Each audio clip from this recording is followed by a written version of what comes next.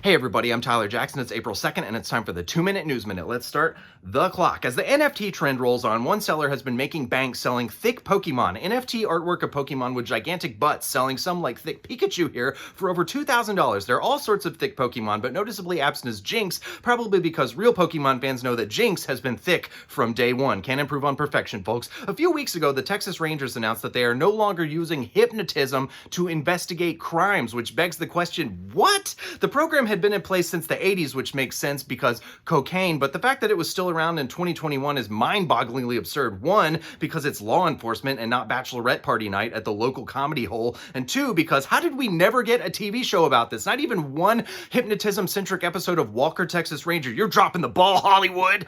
The FDA is investigating an alkaline water company, hilariously called Real Water, for accusations of poisoning and causing liver failure in their customers. And honestly, this is vindicating. I've been saying for years that alkaline water is a scam, and what you should really be drinking is acidic water, more commonly called Clearly Canadian. 15 million doses of the Johnson & Johnson vaccine were ruined after a factory mix-up added ingredients to them that were supposed to be part of the AstraZeneca vaccine. Are they really ruined, though? It's all vaccine ingredients. Maybe Johnson & Johnson should just take a page from Captain Crunch's book and lean into the mistake. On Sunday, a New Mexico man who spent 10 minutes in a grocery store came out to find 15,000 bees in his car. The very shocked man was overheard exclaiming, "What happened to my other 20,000 bees?" One of the country's largest egg producers is settling a lawsuit accusing them of price gouging during the pandemic by donating 1.2 million eggs to food banks in the state of New York. But if you want them, you're going to have to find them first. After a Burlington, Vermont high school was closed due to toxic chemicals, the city moved all classes into an abandoned Macy's. The weirdest part is now, instead of juniors and seniors, the school has juniors and petites.